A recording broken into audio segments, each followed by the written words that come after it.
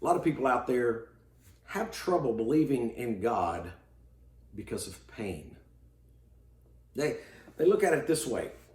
How could an almighty creator create a world in which there's pain? I admit it, I've had pain before, physical pain, emotional pain. I remember when I was about 7 years old, I was at a campfire, reached down to grab a stick. I was wanting to poke and play with the fire like many young boys do. I didn't realize that that particular stick had been in the fire for a long time. So when I reached down to grab it, sure enough, it burned my finger. It burned so bad that almost immediately there was a big blister over the entire length of my finger.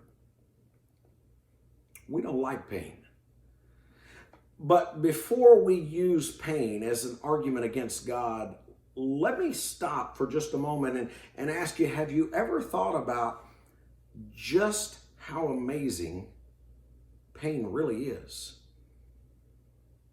The pain network in your body, if you stop and think about it for just a moment, what it takes in order to sense pain, to send that signal to your brain, is absolutely off the charts. Not just be able to sense pain, but to be able to determine whether that is pain or pressure. Let me give you an example. We have pain receptors in our hands. So let's say that you were to go out and play tennis. Would you want your pain receptors going off every single time you hit a tennis ball? You see, your body has been designed with a difference between pain and pressure. And you say, but Brad, I don't want any pain in my life.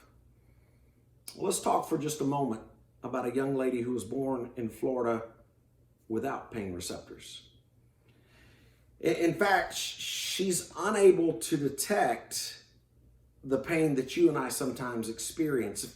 The only way that she knows her bath water is too hot is if she puts her leg in there and it turns red.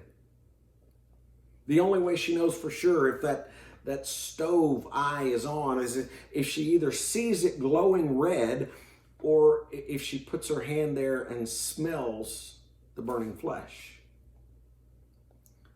You say that you don't want to feel pain?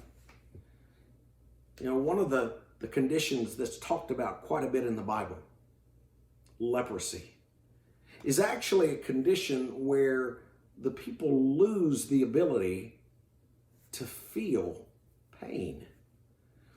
It's caused by a bacteria, and basically what happens is that bacteria infects nerves that send a pain signal.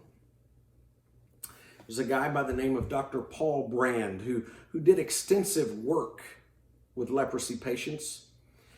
At one point, he was given a multi-million-dollar grant to basically try to figure out how to build a synthetic glove or something so that these people could feel pain.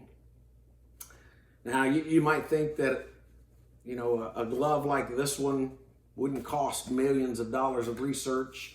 You put a few little sensors on it. If it feels that pain, then surely, you know, that you could send that signal. But how do you get the signal to the brain?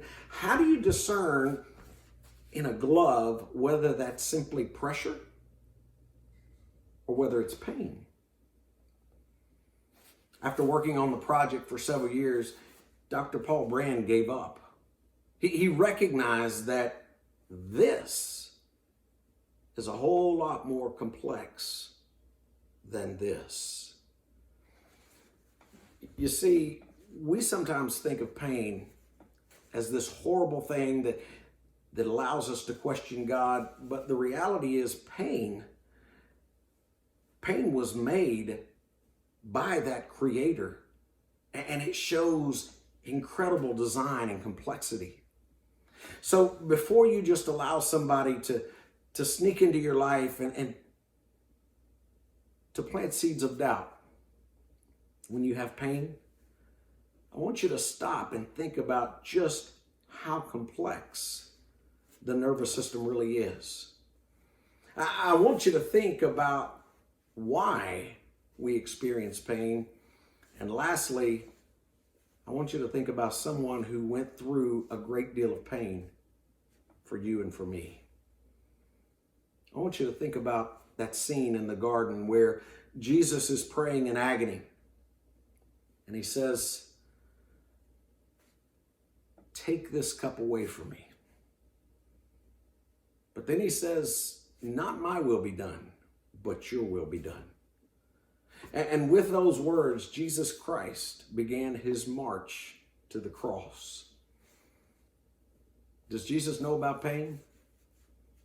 You better believe it. And yet he never allowed that pain to separate him from God.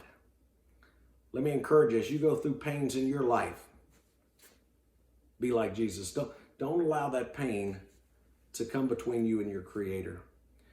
Appreciate your time today, and I hope you'll think on these things.